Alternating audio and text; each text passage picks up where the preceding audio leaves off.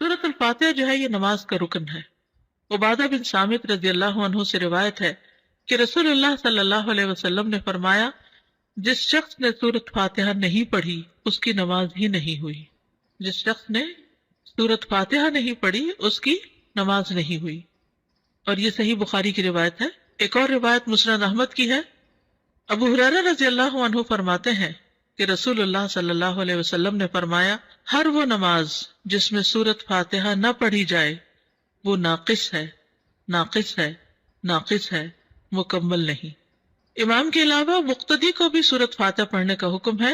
نبی صلی اللہ علیہ وسلم کے اصحاب میں سے ایک صحابی سے مروی ہے، کہتے ہیں کہ نبی صلی اللہ علیہ وسلم نے فرمایا، شاید تم لوگ امام کی قرات کے دوران قرات کرتے ہو، شاید تم لوگ امام کی قرات کے دوران قرات کرتے ہو۔ آپ نے 2 یا 3 مرتبہ یہ سوال دہرایا، یعنی جب امام پڑھتا تو لگتا تم بھی کچھ پڑھ رہے ہو۔ صحابہ نے عرض کیا، یا رسول اللہ واقعی ہم ایسا کرتے ہیں۔ آپ صلی اللہ علیہ وسلم نے فرمایا، پس ایسا نہ کیا کرو الا یہ کہ تم میں سے کوئی سورۃ فاتحہ پڑھے۔ ابو ہریرہ رضی اللہ عنہ سے روایت ہے، انہوں نے فرمایا، ہر نماز میں قرات کرنی چاہیے۔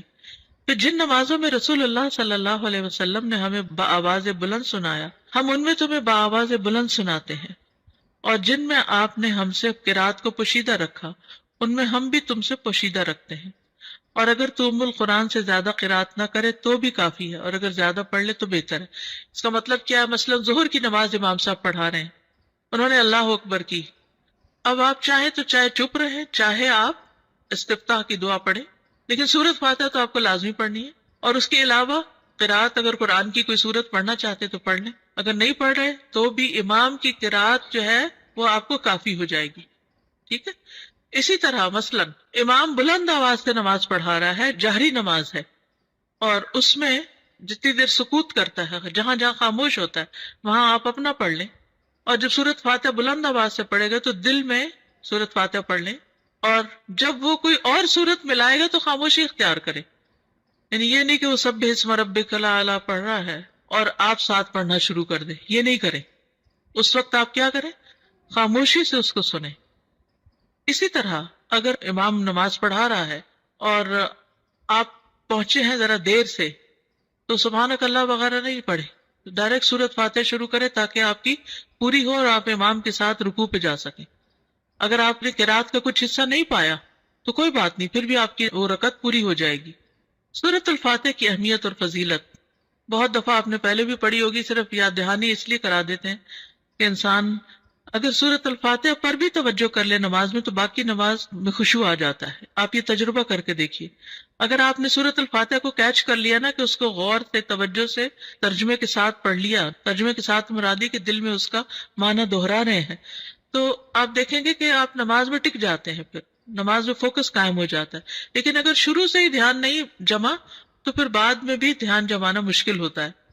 7 مثانی کہا جاتا ہے سورۃ الفاتحہ کو، قرآن مجید میں آتا ہے وَلَقَدْ آتَيْنَاكَ سَبْعًا مِّنَ الْمَثَانِي وَالْقُرْآنَ الْعَظِيمِ، بلا شبہ یقیناً ہم نے آپ کو بار بار دہرائی جانے والی 7 آیتیں اور بہت عظمت والا قرآن عطا کیا ہے۔ یعنی سورۃ الفاتحہ جو ہے سب سے زیادہ قرآن کا حصہ ہم نماز میں اسی کو دہراتے ہیں، یعنی اور کوئی قرآن کا حصہ اتنا نہیں پڑھا جاتا جتنی ریپیٹیشن سورۃ الفاتحہ کی ہوتی ہے، نماز کے اندر بھی اور نماز کے علاوہ بھی۔ تو اسی لیے اس کو 7 من المثانی، دہرائی جانے والی 7 آیتیں۔ رسول اللہ صلی اللہ علیہ وسلم نے فرمایا، اللہ عز و جل نے ام القرآن فاتحہ جیسی سورت نہ تورات میں نازل فرمائی اور نہ ہی انجیل میں، اور یہی 7 مثانی ہے، اور اللہ تعالیٰ فرماتے ہیں یہی سورت میرے اور میرے بندے کے درمیان تقسیم شدہ ہے، اور میرے بندے کو وہی ملے گا جو وہ مانگے گا۔ کیسے تقسیم شدہ ہے؟ بہت ہی خوبصورت حدیث ہے یہ۔ ابو ہریرہ نبی صلی اللہ علیہ وسلم سے روایت کرتے ہیں کہ آپ نے فرمایا، جس نے کوئی نماز پڑھی اور اس میں ام القرآن کی قرات نہ کی تو وہ ناقص ہے۔ 3 مرتبہ فرمایا، یعنی پوری ہی نہیں۔ ابو ہریرہ سے کہا گیا، ہم امام کے پیچھے ہوتے ہیں، انہوں نے کہا اس کو اپنے دل میں پڑھ لیا کرو، کیونکہ میں نے رسول اللہ صلی اللہ علیہ وسلم سے سنا، آپ فرما رہے تھے اللہ تعالیٰ نے فرمایا میں نے نماز اپنے اور اپنے بندے کے درمیان آدھی آدھی تقسیم کی ہے، اور یہاں نماز سے مراد کیا ہے؟ سورۃ الفاتحہ، اور میرے بندے نے جو مانگا وہ اس کے لیے ہے، اور اگر اوور آل اس کو لے تو نماز میں کچھ حصہ اللہ سبحانہ تعالیٰ کی تسبیح ہے، حمد ہے، اور کچھ حصہ دعا ہے۔ نماز کا مطلب کیا ہے؟ دعا۔ تو نماز میں یا ہم دعائیں مانگ رہے ہوتے ہیں یا اللہ کی تعریف بیان کر رہے ہوتے ہیں، ٹھیک ہے؟ تو بندہ جب اللہ کی تعریف کر چکتا ہے اور پھر اپنے لیے دعا کرتا ہے تو وہ دعا قبول ہو جاتی ہے۔ جب بندہ الحمدللہ رب العالمین کہتا ہے تو اللہ تعالیٰ فرماتا ہے میرے بندے نے میری تعریف کی۔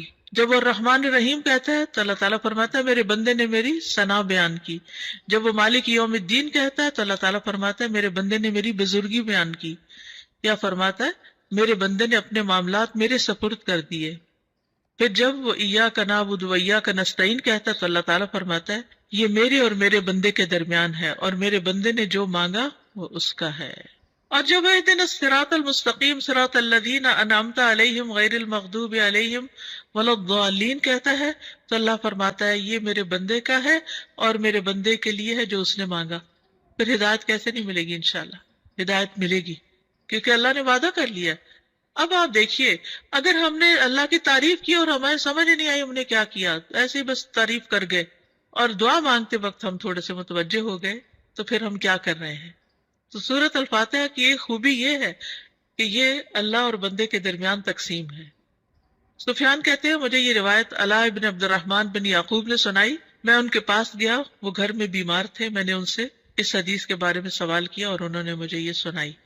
اب سورۃ الفاتحہ کی قراءت کا طریقہ کیا ہے، کیسے پڑھی جائے؟ ایک ایک آیت کو وقف کر کے پڑھنا۔ ام سلمہ سے مروی ہے کہ ان سے رسول اللہ صلی اللہ علیہ وسلم کی قراءت کے متعلق پوچھا گیا تو انہوں نے فرمایا کہ آپ ایک ایک آیت کو وقف کر کر کے پڑھتے تھے۔ پھر انہوں نے سورۃ الفاتحہ کی پہلی 3 آیات کو توڑ توڑ کر پڑھا، یعنی توڑ توڑ کے یعنی کہ آیت بیچ میں توڑ دی، بلکہ ہر آیت پہ وقف کیا۔ بسم اللہ الرحمن الرحیم، الحمد للہ رب العالمین، الرحمن الرحیم، مالک یوم الدین۔